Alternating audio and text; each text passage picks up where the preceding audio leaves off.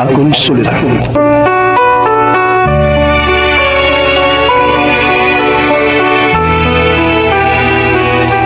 Sa atong pagkaymugso ng kalibutan, gikalawaan at ang daan sa atong suliran. Ang suliran mo'y kabahin sa itong inadlang panginabuhian. Aba na doon ay suliran nga dili mo mapasan nga ikaw ra. Nagkinahanglan kag katabang aron sa pagsulbad ni ini. Nagkinahanglan kag kahayag na mo'y mulamdag sa imong unahuna. Ug tungod ni ini, akong nga naguluan. Kini ang akong suliran. Kini ang akong suliran. Mga minugbong duwa nga matapos lang sa usa ka hugna. Mga kinutlog gikan sa mga suwat sa mga minahal namong tigpaminaw. Busa kung aduna kamoy suliran nga naggumon karon sa inyong galamhan. Suwata ka na og ipadala ning atong tulungon. Kini ang akong aron kabuhatan ka na og duwa sa kahanginan og pagatambagan sa mga bulawan ng hunahuna. Kini ang akong suliran. Kini ang akong suliran. Sinumat ni Teresa Tirul Soria, ubos sa direksyon ni Ingrid Miss Iver Tudaso. Dalit kaninyo sa RMN Drama.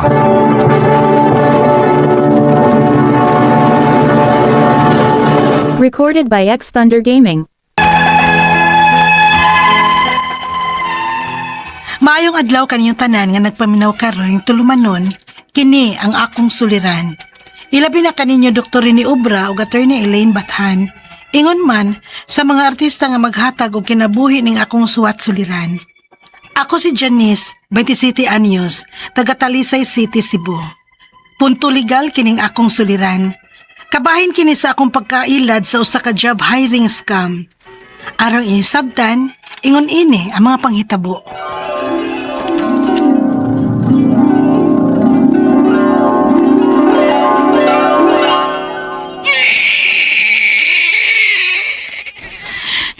Kilom na. Ayaw na taon paghilak kay mautong sa dunya ka.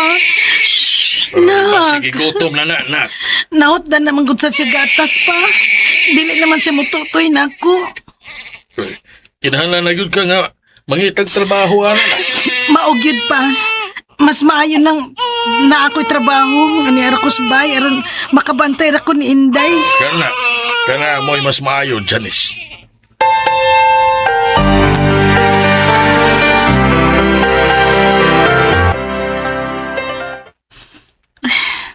Natug na gid in town ang bata. Mag-scroll ko sa akong Facebook, be.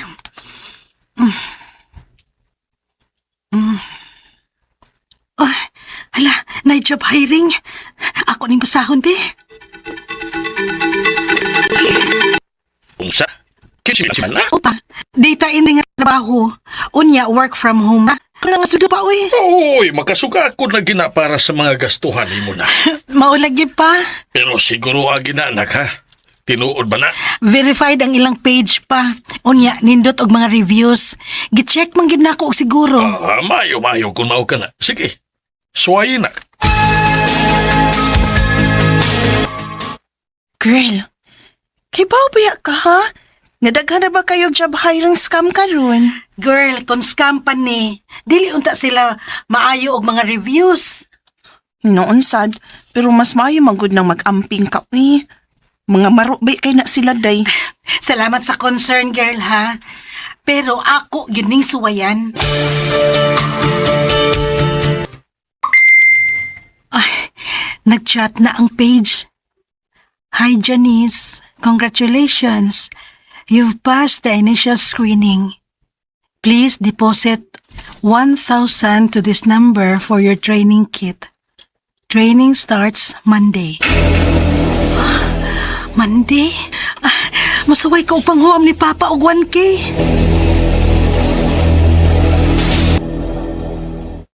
Ha? Ngano magbayad man?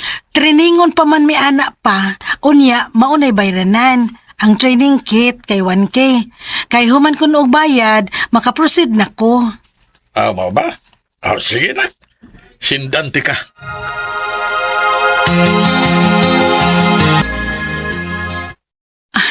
Okay na. Na-send na nako. Mauna gyud ni. Makasugod na gyud kog trabaho ani ning Lunes. Salamat, Lord.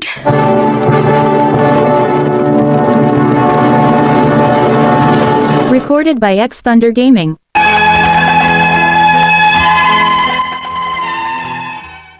Okay pa ka ito pagsugod. Gituman ako unsay mga mando nila. Ang mga steps, aron lang makatrabaho gyud ko. Nibayad po ko sa training kit aron makasugod ko dayon og training kay atat na gyud kay ko nga makatrabaho. Unya, Kumusta man nak? nagpaabot lang ko sa ilang tawag pa. Manawag raman kuno sila sa akong cellphone number aron pagpahibaw kung unsay sunod nga steps. Daghan yun siguro nag-apply ana, no? Murag ubay-ubay gid siguro pa. Kay nindot na kaayo ning opportunity good.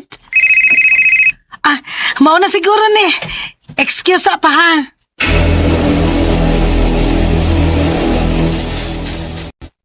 Hello? Hello, Ma'am Janice. Yes sir. Congrats, ma'am. Kay happy na juga sa final nga step, ma'am. Salamat kaayo sir. So, karon nag-need me og 3K para sa access fee. Ha? 3K? Yes, ma'am. O kinahanglan nga mapadagi dahil na ni mo dayon para ma-appeal ka sa kuan ba, maka-appeal ka ba, maka-start ka ni Kamandi. Kining lahi sa tong 1K nga gipadana ko sir. Yes, lahi sad to, ma'am. Kay para sa training man to, ma'am. Sa training kit tong 1K? So, sa training to nimo. Okay, sige sir. Mao gihapon nga number ang sindan nako sa GCash sir. Lahi na, ma'am, lahi na. Sindan ta ka, ha? Okay sir. Salamat.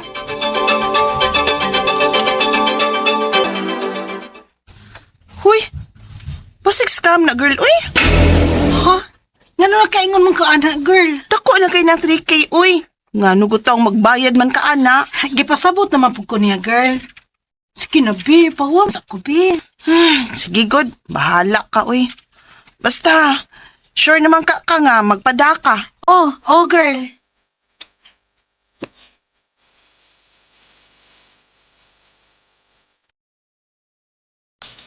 Nasend na nako. Tingalig manawag na to. Magpaabot lang ko.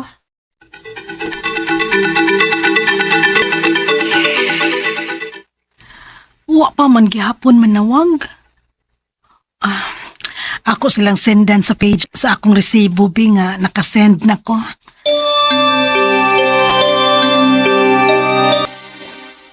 La, time pa. Nga na naman ko maka-message. Nga nung unavailable naman eh. Block ko nila. Dili pwede, oy. Dili gyud. Ang ilang page ka. Tanaw na ko, be.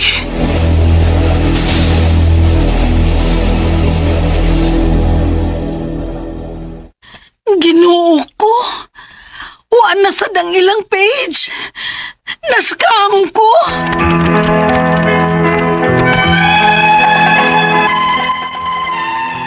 Tungod kay desperada na ko nga makatrabaho, namasin na lang gid ko nga tinuod ang maong page.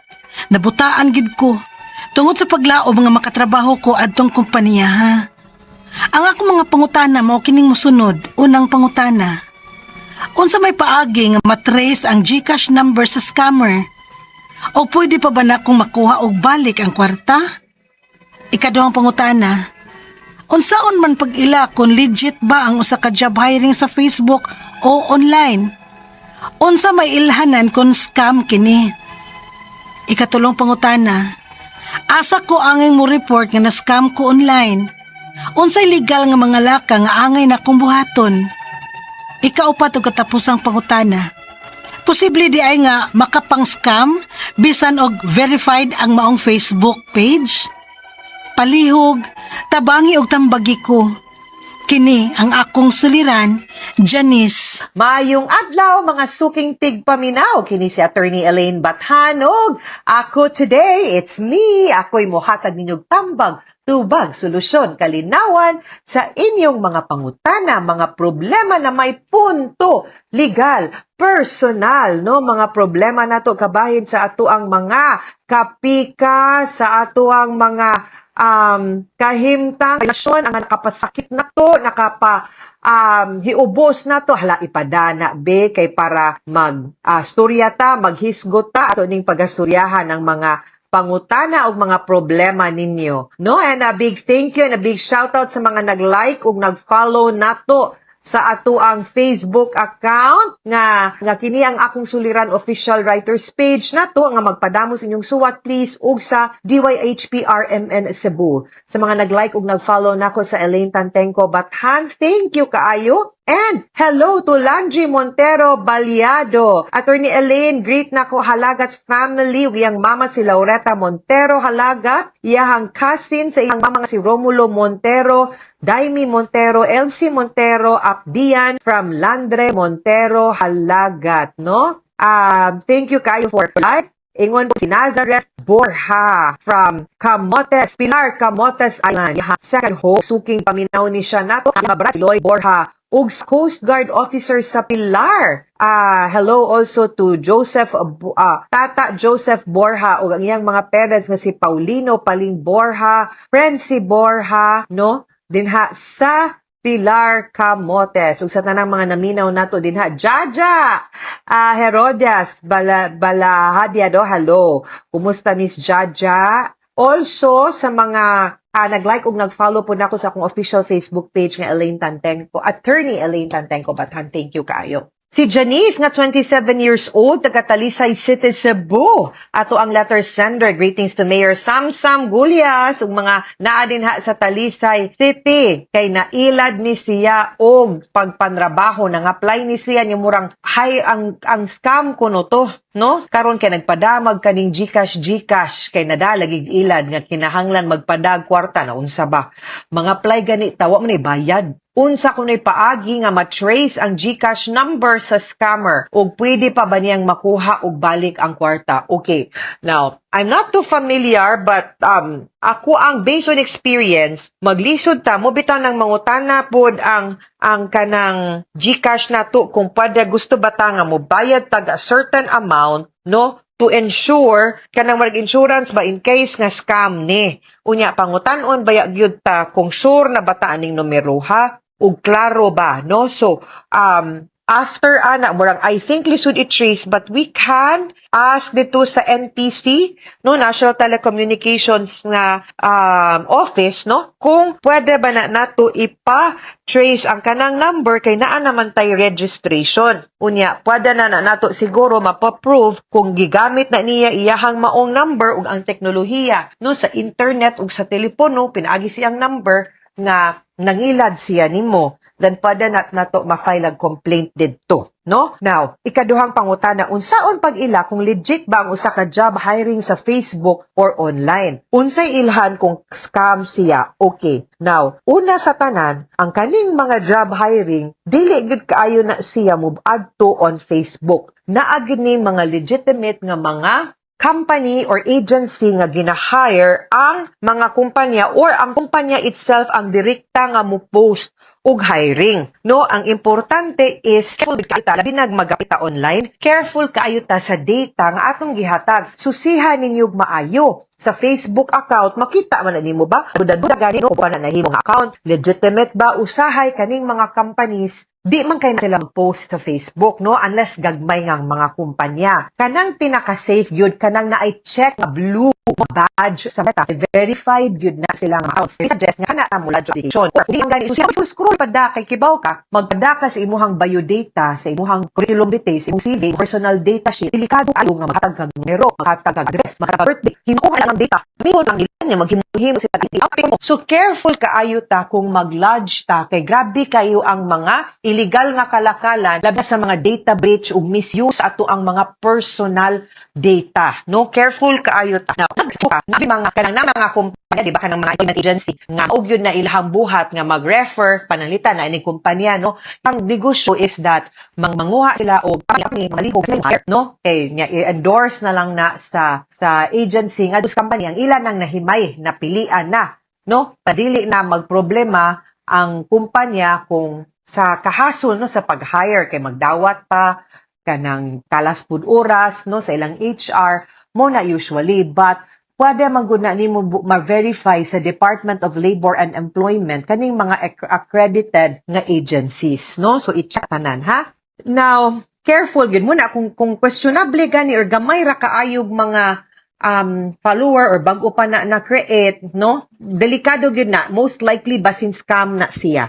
Or naapod na sa mga DTI, adto na, or mga apply mo ka na mga legitimate nga job fair, o dinha mo mag-apply. Or direkta gid sa kumpanya. Ayaw mo shortcut or Facebook. Ikatulong pangutana, asa ko angay mo report nga na-scam ko online. Unsay legal nga mga laka nga angay na kong buhaton.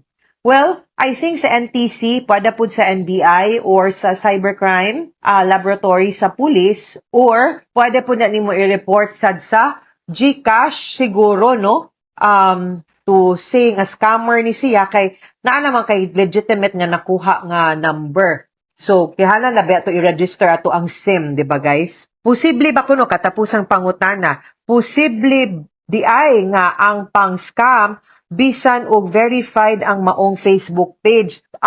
Posible kay meaning isog kayo sila nga scammer, but si Meta is very strict ba ya sa pag-verify sa person. So most likely pwede na nimo ma-report sa Meta kay naagi na sa verified ID. Unya ang ID ra ba imong i-present? Di ba ya basta-basta pud nga identification, ha? Ang ilahang isend para ma-verify sila by Meta. So I am not too sure nga unsay pamaaging nga nakalusot gihapon sila, but di gyud na, no, ilang identity is verified, so easily basin matrace ra gyud pud nimo, no, kaning tawhana based sa iyahang number, kay legitimate man ang number sa GCash. Unya giregister na nato ang SIM nato, no? And then second, ang kana pong sa Meta, legit man po na gyud nga pangalan og identity, so pwede ra gyud siguro na nimo ma-trace, ha? But next time guys, please let's be careful labi na sa pag-send sa ato ang mga datos ug mga data, ha?